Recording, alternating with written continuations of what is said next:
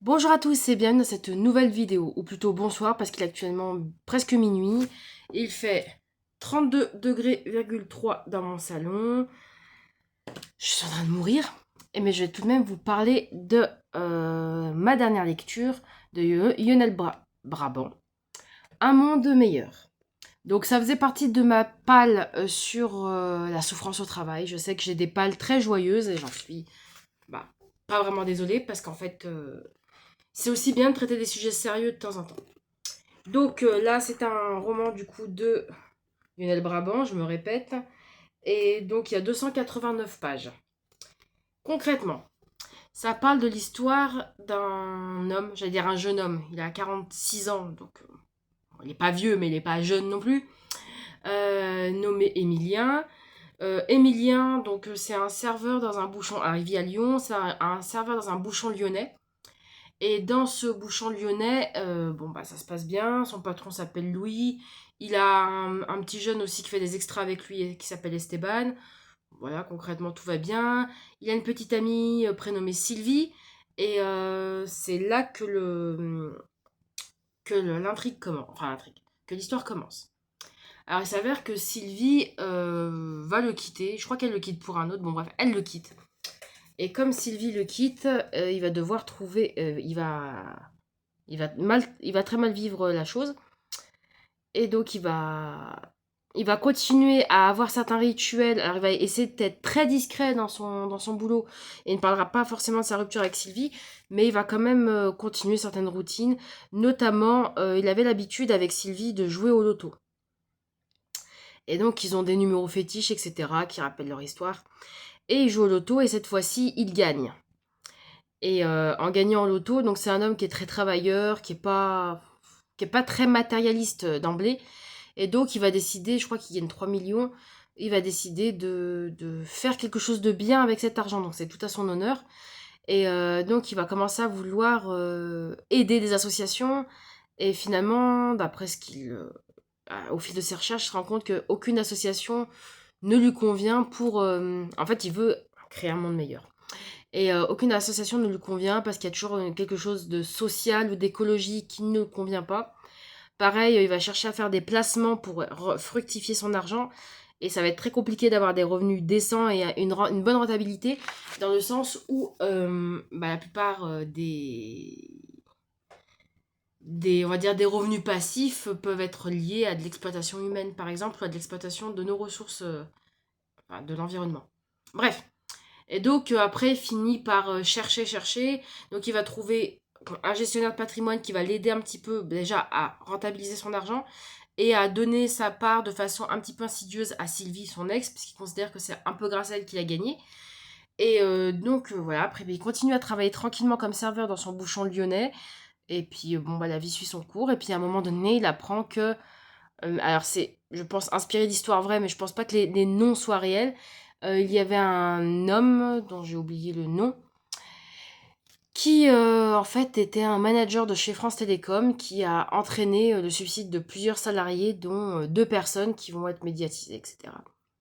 Et donc il s'est dit, bah voilà, j'ai trouvé comment créer mon monde meilleur. C'est en le débarrassant de certaines personnes qui sont nocives. Et donc il va d'abord arriver à créer, il va tuer lui-même. Ça fait une semaine que je l'ai lu, j'arrive même plus à m'en souvenir, en plus il fait une chaleur. Et donc je vais faire une pause. En fait, il fait une chaleur. Je vous fais cette vidéo là maintenant pour que je m'en souvienne parce que déjà, au bout d'une semaine sans vous faire la vidéo, j'ai déjà oublié certains passages. Donc c'est pour ça que je le fais maintenant parce que sinon, je pense que la semaine prochaine, la canicule va être d'autant plus forte. Donc je vais vous faire la vidéo maintenant. Qu'est-ce que je disais? Donc concrètement, il va se préparer au meurtre de, au meurtre de ce manager et il sera aidé pour ça. Alors, son acolyte ne sera pas tout de suite au courant. Esteban, qui est donc son collègue qui fait des extras dans le restaurant de Louis, et qui en fait a une passion pour le hacking, donc il va l'aider à faire donc sous de faux prétextes, il va dire qu'il cherche l'amant de Sylvie, la raison pour laquelle elle l'a quitté, etc.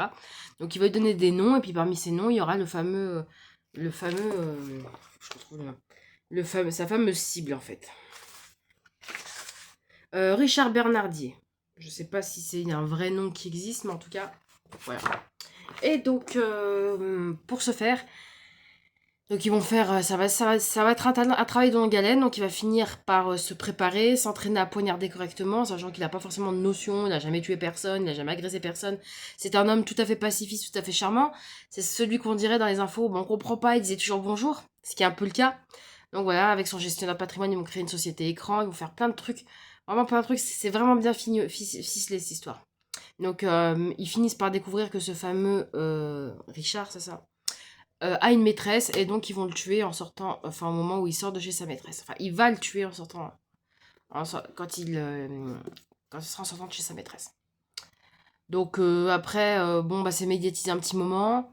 On parle pas du tout, et là c'est là la partie frustrante, c'est qu'on ne parle pas du tout des victimes de cet homme. On parle vraiment de lui, on parle pas forcément de son activité, on parle du fait que c'est un père, un mari, etc. Enfin, ouais, on glorifie un petit peu le mort.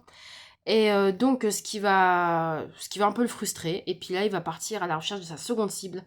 Et là, c'est quelque chose de Nican, je crois, c'est un Georges de Nican. Ouais, un Georges de Nican. Et en fait, lui, c'est un... Je pense que c'est un expert comptable. Enfin, c'est quelqu'un qui a une expertise en entreprise et qui sait entre guillemets, commanditer une déclaration de faillite dans l'entreprise pour faire en sorte que les salariés ne bénéficient pas de plan économique et pas de protection sociale par rapport à leur licenciement. Et ce qui permet aussi à l'entreprise d'économiser beaucoup d'argent parce qu'en fait, la déclaration de faillite, apparemment, ça empêche les créanciers de réclamer leur dû. Voilà, je suis morte, je suis désolée. Hop, je prends un petit quelque chose. Je suis en train de mourir. Et donc, ça leur permet de ne pas réclamer leur dû. Et ce qui fait que ça met beaucoup de gens sur le carreau pour en fait l'intérêt de l'entreprise. Hop. Et donc concrètement, cet homme, c'est une pourriture. Il considère que c'est également un tueur parce que lui, finalement, son objectif, c'est de tuer des tueurs de personnes innocentes, donc des salariés qui sont dans des conditions de travail parfois déplorables, donc avec du harcèlement moral comme le cas de France Télécom. Et là, donc du coup, avec une situation où on met les personnes dans des situations tellement économiques, tellement précaires, que des personnes finissent par mettre fin à leur jour. Donc il y a un travail vraiment de longue haleine parce que pour le coup, ce fameux Georges n'a pas de... En fait, c'est le cliché du papier retraité, très riche toutefois. Il n'a pas de maîtresse, il a l'air d'être le cliché du bon petit papy. Et donc là, ça va se corser un petit peu. Et après, il apprend que par le dark web, cet homme continue à proposer ses services aux entreprises moyennant finance, évidemment, avec des bilans. Il fait des bilans entreprises pour leur proposer des stratégies pour faire des déclarations de faillite. Et en plus, c'est développé un peu à l'international, bon, à l'échelle européenne. Donc sur le droit, je crois qu'il travaille aussi en Espagne. Et donc voilà, il fait des magouilles comme ça. Et donc là, ça va que réveiller l'instinct d'Emilien, se dire, bah moi je voulais abandonner parce que c'est le petit papy qui a raccroché. Et puis au final, non, c'est toujours une pourriture. Donc pareil, il a toujours cette même technique de tuer par coup de poignard, donc comme le montre la couverture. Et donc voilà, mais ce coup-ci, Esteban sera au courant, commencer à avoir des doutes et il va finir par lui avouer la situation. Suite à ça, ils vont utiliser les compétences d'Esteban pour créer une sorte de site associatif en ligne qui s'appellera, donc créer un manifeste pour expliquer la situation et qui s'appellera Un monde meilleur. Je vais peut-être vous lire un passage. Je suis à la page 183 du livre, donc ISBN si jamais le focus veut bien se faire. Hop. Alors, un manifeste pour un monde meilleur. Nous avons décidé, pour que tout le monde devienne meilleur, il fallait que tu te mettes à miauler maintenant, toi. Nous avons décidé, pour que le monde devienne meilleur, d'éliminer ceux qui maltraitent, humilient, tuent des êtres humains. Agissant dans le monde occidental, nous ne nous attaquons pas à des dictateurs, des tortionnaires, des inquisiteurs. Nous nous attaquons aux dictateurs, aux tortionnaires, aux inquisiteurs quotidiens, qui fourmillent dans les entreprises, dans les administrations, dans les grandes écoles, dans les universités, dans les hôpitaux, faisant impunément souffrir les autres. Aucun lieu de maltraitance n'échappe à notre vigilance. Nous nous attaquons exclusivement à ceux sur qui la justice ordinaire est impuissante. Ça, c'est un passage important, c'est qu'en fait, ces personnes-là ont soit été relaxés par la justice, soit n'ont même pas été poursuivis. Donc ça, c'est vraiment quelque chose, c'est vraiment une quête de justice qui nous présente là, notre personnage. Je poursuis, du coup. Soit parce qu'ils se sont faufilés entre les lois, soit parce que leur responsabilité personnelle a été diluée dans des procédures dont ils savent se servir, soit parce que leur maître les protège. Mais nous avons les yeux de la justice et savons les retrouver. Et nous avons la patience de la justice et nous saurons les retrouver. Et nous avons la passion de la justice. Nous avons les yeux de la justice et nous savons les retrouver. Nous avons la patience de la justice et nous saurons les retrouver. Et nous avons la passion de la justice et nous les retrouverons. Bon. Hop. Le manifeste est encore long, mais bon, je trouve qu'il est quand même intéressant. Nous les trouvons. En mourant, ils payent les actes qu'ils ont faits aux autres, en toute connaissance de cause. Il nous est indifférent de savoir si ceux que nous ciblons ont agi sur ordre ou par simple acceptation de règles communes. Nous les considérons comme responsables du mal qu'ils ont fait sciemment aux autres. Il nous est indifférent de savoir si ceux que nous ciblons ont des problèmes psychologiques, anciens ou récents. Nous les considérons comme responsables du mal qu'ils ont fait sciemment aux autres. Il nous est indifférent de savoir si ceux que nous ciblons ont subi des souffrances avant d'en infliger aux autres. Nous les considérons comme responsables du mal qu'ils ont fait sciemment aux autres. Bon, c'est très répétitif. Hein.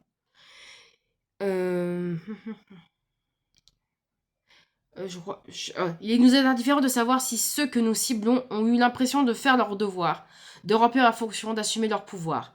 Nous les considérons comme responsables du mal qu'ils font sciemment aux autres. Ça se répète beaucoup. Nous les trouvons.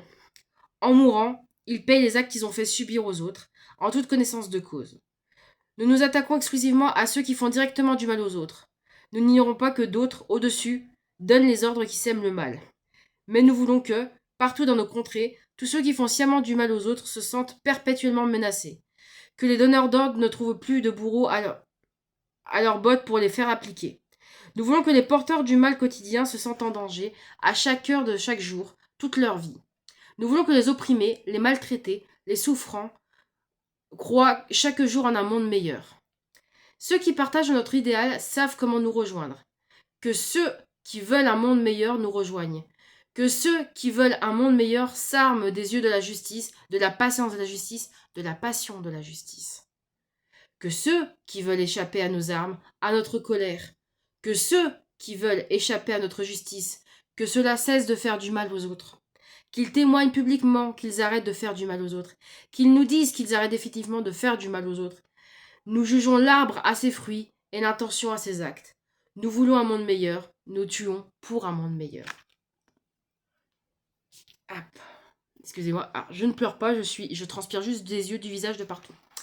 Et donc, là, en fait, finalement, c'est une forme de revendication parce qu'en fait, il se rend compte que les meurtres passent à l'as, en fait. On en parle aux infos parce que ce sont des personnes qui sont connues.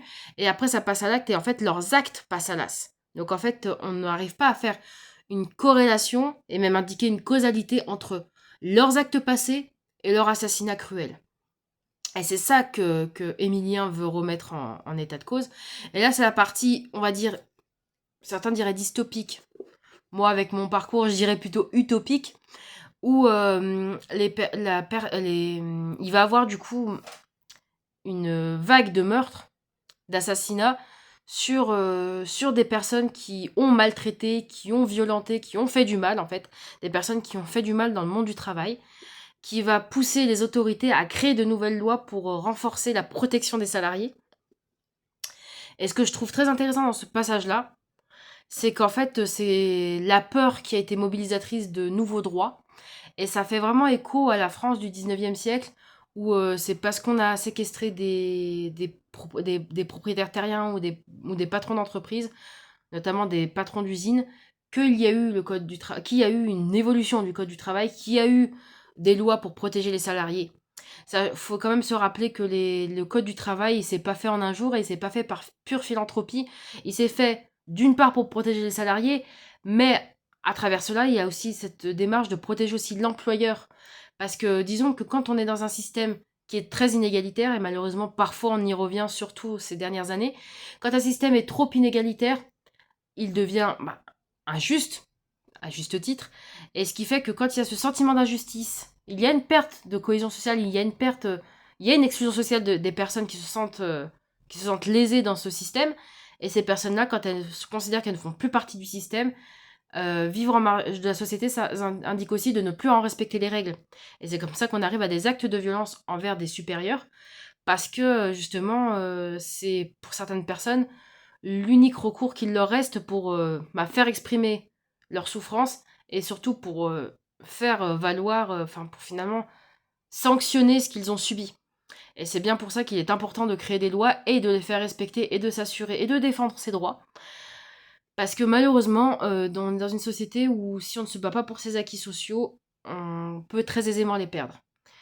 Et bon, j'irai peut-être plus loin dans mon discours en disant, alors je sais plus qui disait ça un jour, mais concrètement, ce n'est pas au moment où l'esclavage sera de retour, reviendra au goût du jour, qu'il sera temps de négocier le poids des chaînes. Et je trouve que cette expression dont je ne connais plus l'auteur est très forte dans le sens où il est important de pouvoir défendre ses droits aujourd'hui. Et ce livre, franchement, pour moi, il était très inspirant par rapport à ça. On est quand même dans le thème de la souffrance au travail, donc on est aussi là pour parler de choses autour du livre.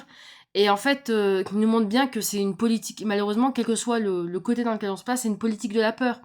Et en fait, il faut que la peur change de camp. Et ça, c'est valable pas que dans le monde du travail, malheureusement. Il faut que la peur change de camp parce qu'en fait, si c'est l'employeur qui a peur des conséquences de ses actes, alors là, on est dans de la barbarie et de la violence, malheureusement. Mais ça fait aussi écho à la violence physique et psychologique subie par les salariés. Et donc, finalement, si la peur change de camp, c'est ça qui permet d'avoir des conditions de travail qui sont meilleures. Alors, un monde meilleur, je vous en laisserai seul juge, mais en tout cas, le fait que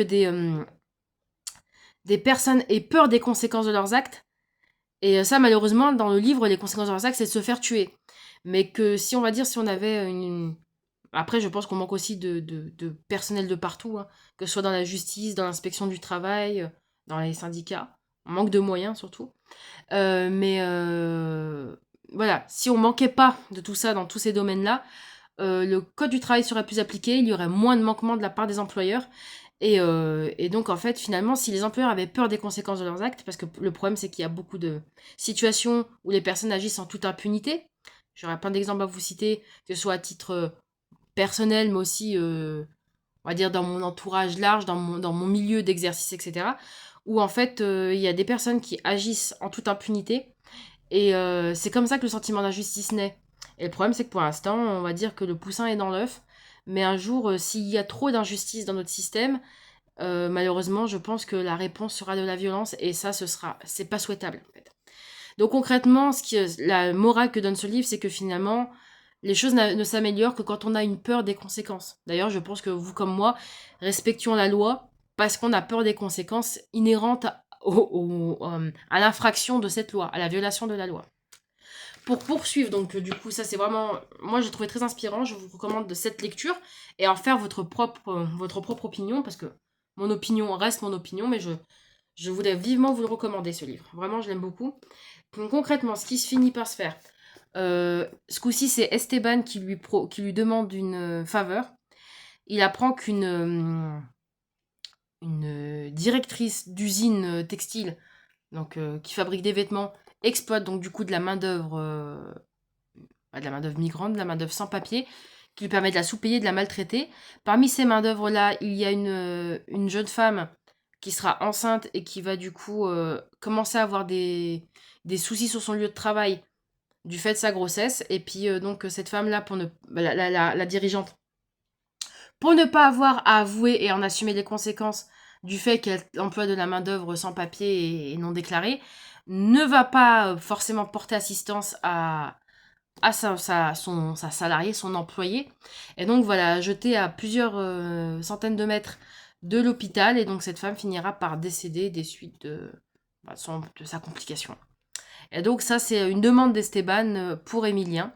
Et ce sera le dernier meurtre produit par Emilien, qui va du coup ressentir du remords parce que ce sera quand même la première femme qui tue dans dans ces 3 meurtres, parmi ces 3 meurtres.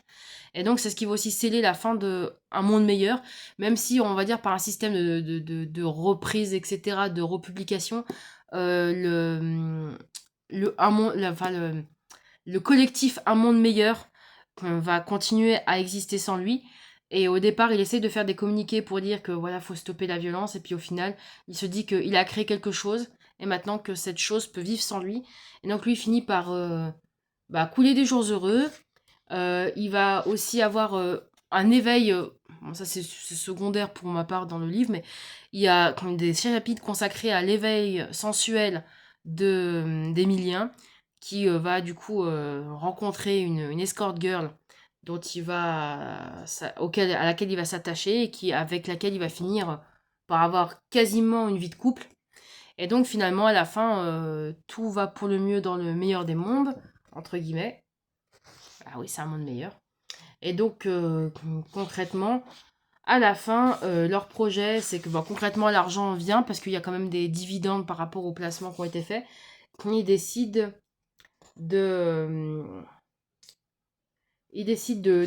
d'ouvrir un hôtel tous les deux parce qu'ils aimaient bien. Oui, il y a un moment donné où il y a leur patron Louis qui décède et donc le restaurant qui est revendu, les conditions de travail changent drastiquement, ce qui va faire qu'ils vont partir de là-bas. Et finalement, avec l'argent d'Emilien, ils vont ouvrir un hôtel. Je vous spoil. Ils vont ouvrir un hôtel et puis cet hôtel, ils vont l'appeler comment? Je crois que c'est à peu près ça. Alors non, c'est À l'hôtel du monde nouveau.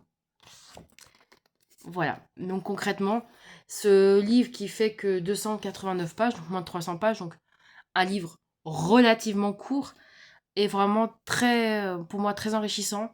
C'est pour ça que je vous fais une vidéo de plus de 20 minutes. C'est vraiment que j'ai vraiment surkiffé ce livre. J'ai beaucoup aimé l'histoire, mais j'ai beaucoup aimé surtout la morale qui en découle. Même si c'est une morale qui est libre d'interprétation, pour ma part, ça montre quand même une chose, c'est que la peur des conséquences peut aussi améliorer les choses, sans forcément passer par le meurtre, hein, bien évidemment, mais ce qui serait beaucoup plus important que chacun soit responsable de ses actes. Voilà. Sur ce, j'espère que cette longue vidéo vous aura plu. Moi, je suis à... Oh, ça a baissé! Je suis à 28 degrés. Alors, c'était à côté de ma bouteille d'eau froide, donc peut-être que ça a joué. À 28,8 degrés. Bon, on est en juillet 2026. Il fait quand même chaud. Mais bon, à minuit... Oui, il est minuit. Minuit hors du crime. Il est minuit. Et donc, la nuit va être compliquée. Voilà. Sur ce, je vous dis à très bientôt pour de nouvelles lectures. Et jusque-là, hydratez-vous bien et prenez soin de vous. Bye!